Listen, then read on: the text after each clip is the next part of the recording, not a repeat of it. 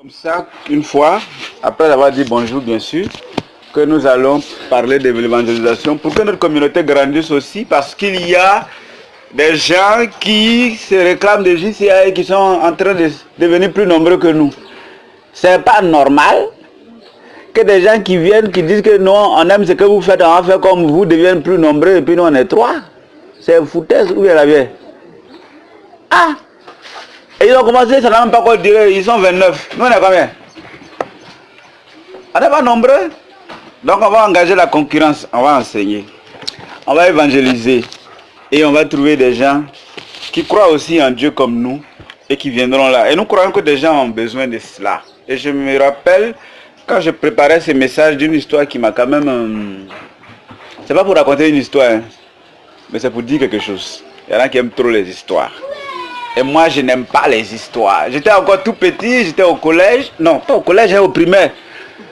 Et mon papa recevait des prédicateurs, des pasteurs, des gens qui passaient dans le village pour enseigner à l'église. Et comme il était le responsable, donc il était le tuteur naturel, on va dire.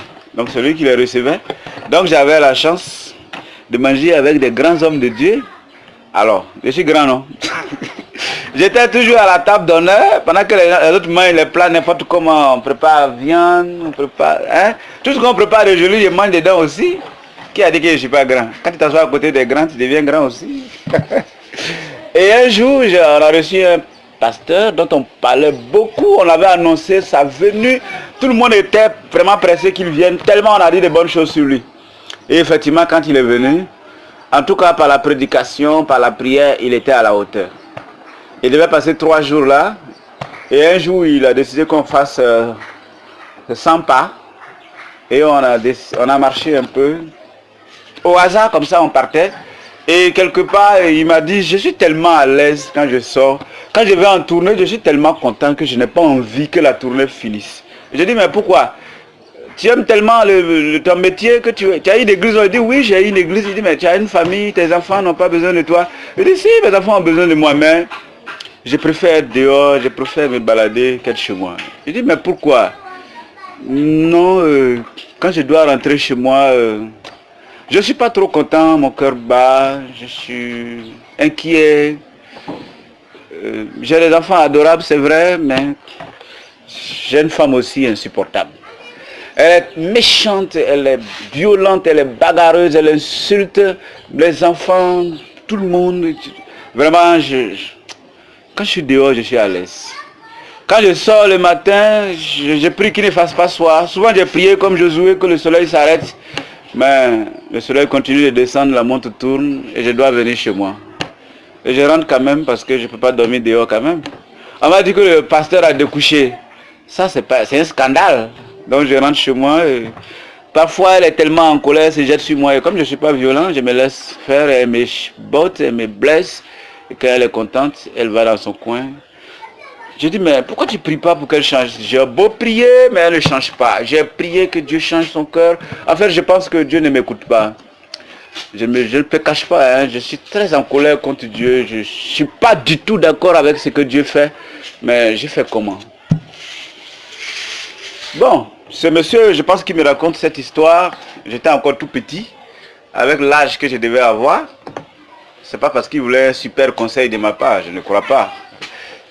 Peut-être que j'avais l'âge d'un de ses enfants. Je ne pense pas aussi que ce monsieur s'attendait à une prière efficace de ma part.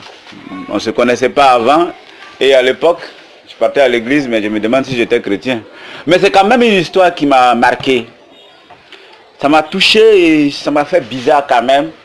Et quand on est revenu, je me suis assis de loin et je le regardais recevoir les gens, donner des conseils aux gens.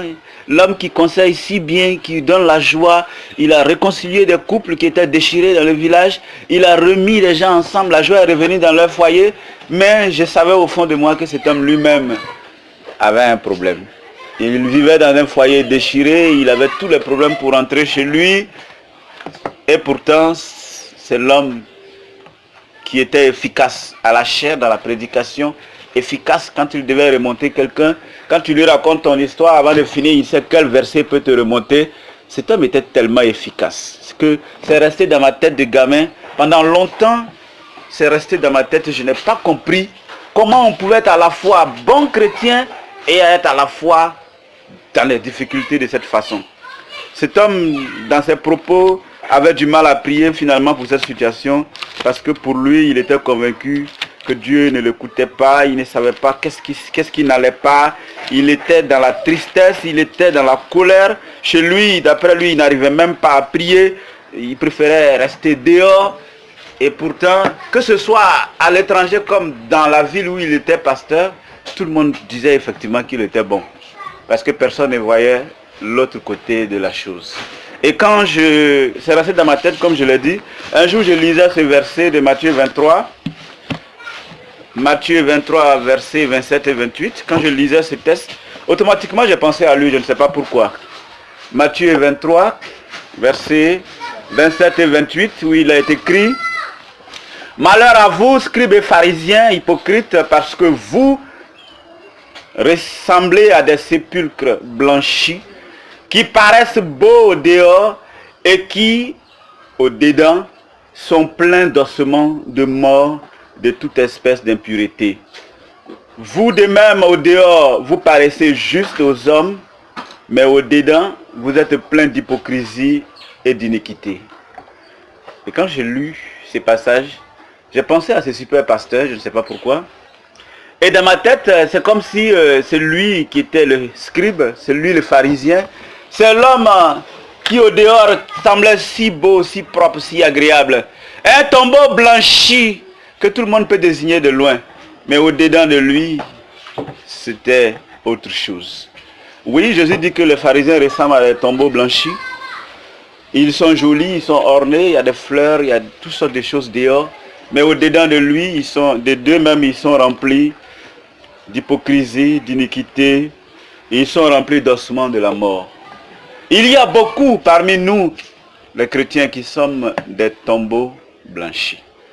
Beaucoup de chrétiens de façade, beaucoup de chrétiens excellents, beaucoup de chrétiens, quand vous les croisez de la tête aux pieds, ils sont chrétiens. Tout ce qu'ils disent dans leur bouche est chrétien. Tout ce qu'ils sortent de leur bouche, c'est chrétien.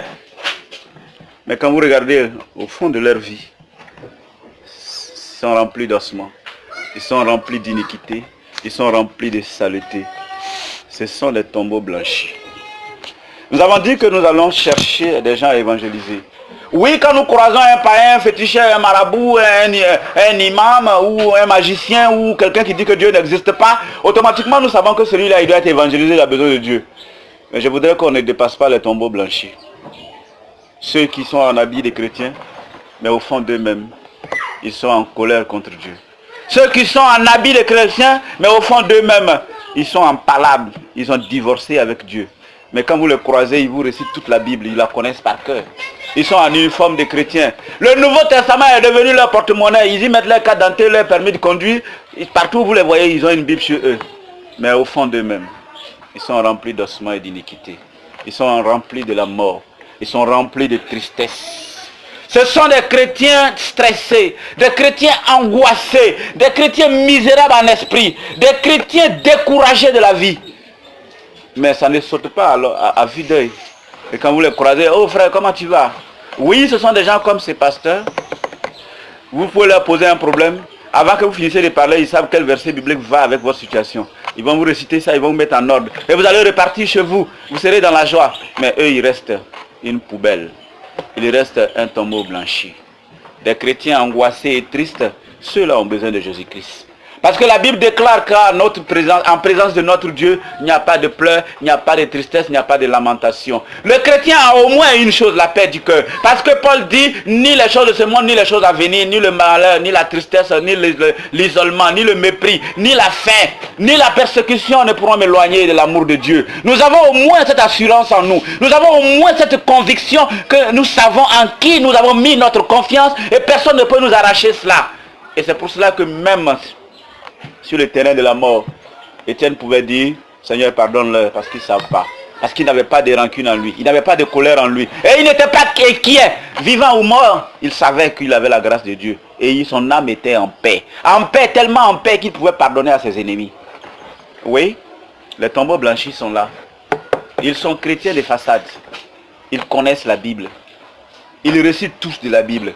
Mais au fond de dans leur vie, ils sont tout le temps en train de pleurer. Ils ont peur d'être seuls avec eux-mêmes. Peur de rentrer dans leur propre maison. Ils ont peur d'affronter leur propre famille. Parce que là, on les connaît. Et on sait qu'ils sont méchants. On sait qu'ils sont violents. On sait qu'ils sont hypocrites. On sait qui ils sont. Les chrétiens des façades. Les hypocrites. Les tombeaux blanchis. Qui croient qu'à force de réciter la Bible, on sera sauvé. Qui vous a dit que quand on connaît la Bible et toutes les histoires de la Bible, on est sauvé? Qui connaît la Bible comme Satan? Satan était avec Dieu. Il connaît l'Esprit de Dieu. Il connaît la parole de Dieu. Et quand il a eu besoin de tenter le Christ, il n'est pas allé chercher un scribe ou un pharisien. Il est allé lui-même et il a récité la parole devant le Christ. Parce qu'il connaît la parole. Vous pouvez connaître la Bible de A à Z et ne pas avoir la foi. Vous pouvez connaître tout de la Bible et être un tombeau blanchi. Parce que des façades, tout le monde vous voit chrétien. Vous êtes la solution des problèmes des autres. Mais vous-même, vous êtes en train de mourir à petit feu. Parce que celui, comme Jésus le dit, à l'intérieur, ils sont remplis des ossements de la mort. Celui qui est dans le stress, ce stress ne conduit pas à la vie, mais à la mort. Celui qui est dans l'angoisse, l'angoisse ne te conduit pas à la vie, mais à la mort. Celui qui est dans le découragement ne conduit pas à la vie, mais à la mort. Parce que finalement, à force d'être découragé, on peut tenter de se suicider. Et est-ce que quand on est suicidé, c'est là qu'on a la vie éternelle? Non, bien sûr. Quand on est découragé jusqu'à un certain point, on perd l'appétit. Et à force de ne pas manger correctement, on finit par mourir. Et on dit oui, c'est la volonté de Dieu. La volonté de Dieu a voulu que tu vives dans le découragement jusqu'à ce que tu meurs. La volonté de Dieu était telle que tu vives dans la déception, dans l'amertume, jusqu'à ce que tu en meurs? Non. Ou alors c'est le Dieu de ce monde qui veut que tu meurs de cette façon, mais pas le Dieu de la Bible. Les tombeaux blanchis, ces meilleurs chrétiens de façade ont besoin de l'évangile. Vous vivez avec des gens, vous les croisez tous les jours, ils ont ce refrain de la bouche, mon frère, ma soeur, ils récitent toute la Bible, mais vous les observez leur vie, et vous vous rendez compte qu'ils ont besoin de Jésus. Alors prenez courage et en toute humilité, annoncez-leur l'évangile. La Bible déclare que si nous avons le Saint-Esprit en nous, en Galates 5, 22, nous avons les fruits du Saint-Esprit qui sont la bonté, l'amour, la patience, la grâce, l'assurance, etc. Mais il y a des gens qui vous diront qu'ils sont excellents chrétiens. Il y a des gens qui vous diront qu'ils sont les meilleurs chrétiens du monde. Et on ne peut rien leur dire. Dieu m'a dit, je sais que, je connais. Pendant que vous parlez, vous n'avez pas encore fini de parler. Et ils vous disent non, c'est tout dans tel verset. Ils vous réciteront toute la Bible s'il le faut. Oui, ils se disent chrétiens parce qu'ils connaissent la Bible. Mais dans le fond, ils ont l'esprit, d'après eux, ils ont le Saint-Esprit. Mais leur Saint-Esprit produit en eux des œuvres qu'on trouve dans Galates 5, verset 19. Les œuvres de la chair sont manifestes. Ils ont le Saint-Esprit, mais ils sont dans l'impudicité. Ils sont dans le Saint-Esprit, ils sont dans l'impureté. Ils ont le Saint-Esprit, ils sont dans la dissolution. Ils ont le Saint-Esprit, mais ils sont dans l'idolâtrie. Ils disent qu'ils ont l'Esprit de Dieu, que Dieu les parle, mais ce sont des magiciens. Ils disent que Dieu les parle, mais ils sont méchants. Ils disent qu'ils ont l'Esprit de Dieu, qu'ils sont chrétiens, mais ils sont hypocrites. Ils disent qu'ils ont le Saint-Esprit en eux, mais ils sont dans l'amertume. Ils disent qu'ils ont l'Esprit de Dieu en eux. Ils disent que Dieu se révèle à eux, mais ils sont dans les disputes et dans les animosités qui ne finissent pas. Ils disent qu'ils ont l'Esprit de Dieu, mais ils vivent dans les divisions, dans l'envie, dans les sectes, dans l'ivrognerie et toutes les choses semblables. Oui, ils vous diront qu'ils sont chrétiens, tellement chrétiens que le fruit du Saint-Esprit en eux, c'est l'amertume. Tellement chrétiens que le fruit du Saint-Esprit en eux, c'est la honte. Tellement ils sont chrétiens que le fruit du Saint-Esprit en eux, c'est les palabres. Tellement ils sont chrétiens, le fruit du Saint-Esprit en eux, c'est la peur de se retrouver seuls. Oui, l'Esprit de Dieu, d'après eux, produit. Mais nous savons que la Bible déclare que les fruits du Saint-Esprit sont, Galates 5, 22, l'amour. Des gens qui disent qu'ils sont remplis de cet esprit, mais ils ne sont pas capables d'aimer sincèrement. Celui-là, c'est un tombeau blanchi. Quelqu'un qui vous dit qu'il est rempli du Saint-Esprit, mais il n'a pas la joie sincère au fond de lui. Les fruits du Saint-Esprit sont l'amour, la joie, la paix, la patience, la bonté, la bénignité, la fidélité, la douceur, la tempérance, etc. Oui, si vous avez ces fruits dans votre vie, vous n'êtes pas un tombeau blanchi. Parce que ce que vous avez en vous est vraiment le fruit du Saint-Esprit. Mais celui qui est rempli de la parole de Dieu dans sa bouche, il y a forte chance qu'il soit comme cet excellent pasteur sa vie interne à lui, c'est un déchirement réel entre lui et Dieu. Sa vie interne en lui, c'est un centre où on pleure, où on se lamente quotidiennement. Sa vie personnelle, en dehors de l'église, loin des fidèles, sa vie intime en lui, c'est une vie d'interrogation et de désespoir. Sa vie à lui, quand il n'y a personne pour l'entendre, quand il n'a personne à qui sourit hypocritement, sa vie à lui, c'est une vie de larmes, parce qu'il n'a pas la joie que le Christ donne. Et ceux-là ont besoin de Jésus-Christ. Et les tombeaux blanchis, en parlant, vous en connaissez en m'écoutant. Ils sont nombreux. Il y a des pasteurs qui ont besoin d'être évangélisés, de connaître Christ. Parce que finalement, être pasteur, ça devient un métier. Comme un professeur qui va raconter des histoires en classe. C'est un métier, mais ce n'est pas une vie. Il y a une différence entre le métier et la vie. Le comédien qui joue le rôle de fou, quand il finit de jouer ce rôle-là, dans la vie de tous les jours, il n'est pas fou. Ou alors, ou bien, il y a des gens qui sont pasteurs parce que c'est un rôle, c'est un métier. Mais dans leur vie personnelle, ils ne sont pas chrétiens. Il y a des gens qui sont chrétiens parce qu'ils sont diacres devant les gens. Mais dans leur vie à la maison, avec leurs femmes ou au travail avec leurs collègues, ils ne sont pas chrétiens. Mais le dimanche, ils jouent ce rôle. Comme cet acteur normal et saint d'esprit qui joue les fous sur scène. Et parfois, il joue tellement bien qu'on a l'impression qu'il est fou. Les tombeaux blanchis, ils vont vous jouer tellement la comédie chrétienne que vous allez dire, non, lui là, il est rempli du Saint-Esprit. Mais si vous avez l'occasion de le fréquenter, de regarder de près lui-même sa vie, vous vous rendrez compte que c'est un tombeau blanchi. C'est pour cela que nous devons annoncer l'évangile autour de nous. Il y a des gens qui ont besoin de Jésus-Christ. Malgré les dizaines de Bibles qu'ils ont chez eux, malgré les centaines d'années qu'ils ont passées dans les églises, leur vie doit être transformée par le Christ. Parce que ce sont des tombeaux blanchis. Alors le champ de l'évangélisation, il est dehors. Il est parmi le monde païen, oui, mais il est parmi aussi tous ceux qui se disent chrétiens. À l'église, les gens ont besoin de Christ. Tout comme dehors. Nous devons ouvrir nos yeux et observer autour de nous tous ceux qui ont besoin de Christ. Tous ceux qui n'ont pas le fruit du Saint-Esprit en eux. Tous ceux qui sont chrétiens de façade.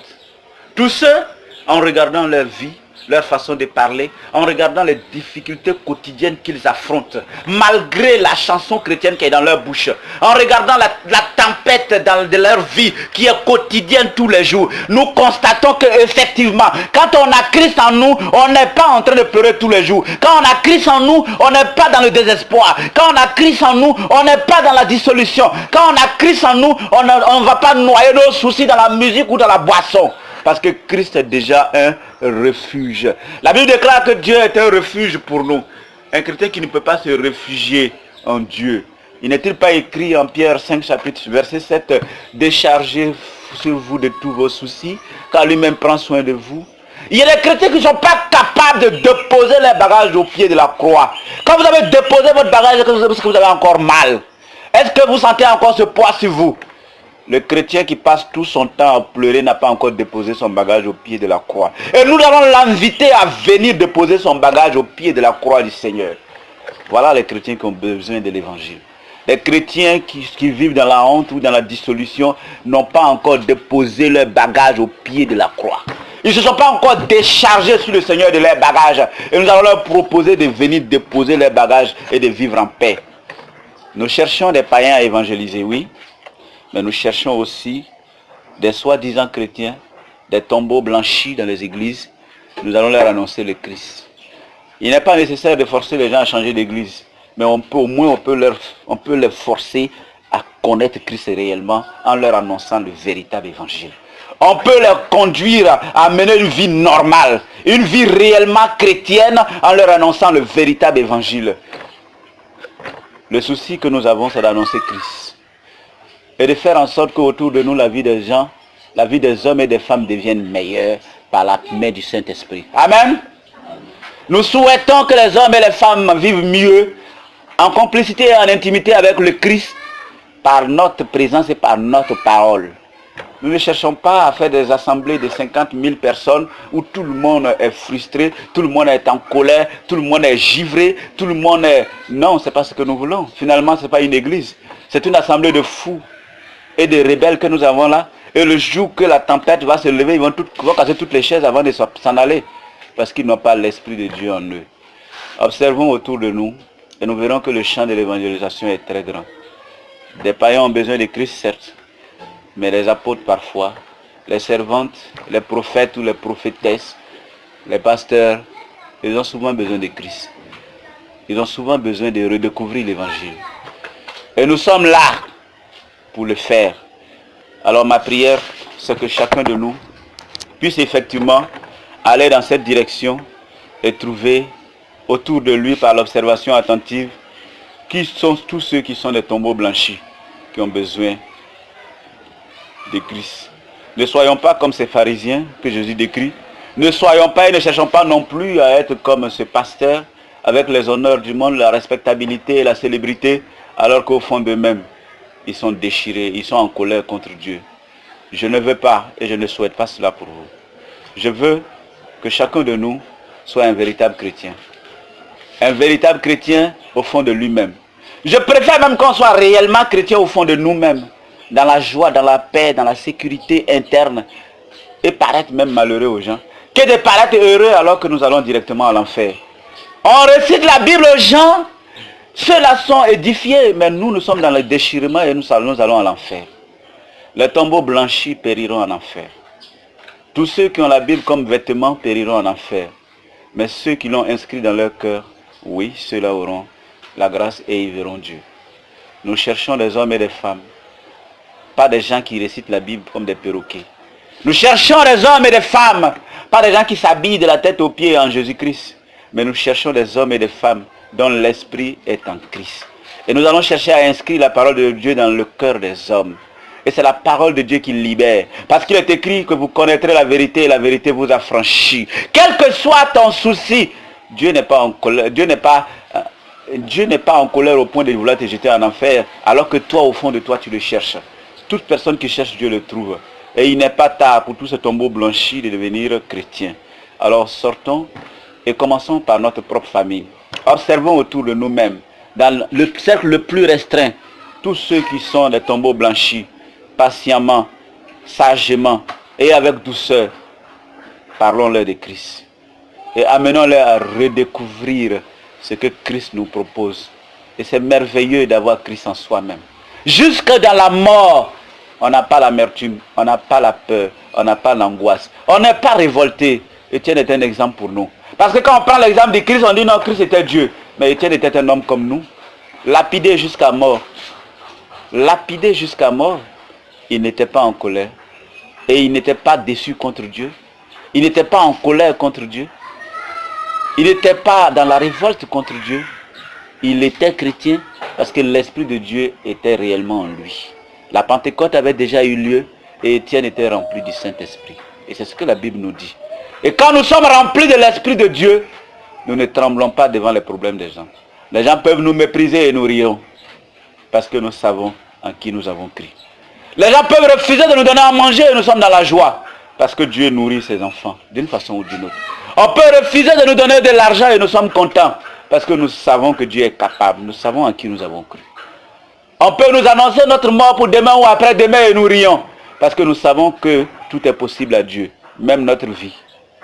Nous croyons que Dieu est là. Et notre mission à nous, c'est d'annoncer l'évangile. Le véritable évangile. Pas le véritable des mystiques. Pas le véritable évangile qui est mystique. Pas l'évangile où on récite des discours mystiques. On fait croire aux gens qu'on parle en langue alors qu'on est en train d'incanter. On est en train d'invoquer des démons sur les gens. On leur fait croire qu'on est en train de parler en langue. Nous parlons en français et dans la langue de tout le monde. Et nous présentons la Bible. Et nous disons qu'à partir de la Bible, on peut être rempli du Saint-Esprit et vivre au-dessus de la dissolution du monde. Alléluia. Je souhaite qu'au milieu de nous, il n'y ait pas de tombeaux blanchis. Et comme il y a des gens qui sont très courageux, alors je souhaite que tous les tombeaux blanchis des JCA lèvent les doigts. Qui est un tombeau blanchi? Où ils sont? Dieu merci, il n'y a pas de tombeau blanchi à JCA. Alors, Nous disons merci au Seigneur de faire de nous des hommes et des femmes qui le connaissent réellement. Et nous allons entrer maintenant en prière.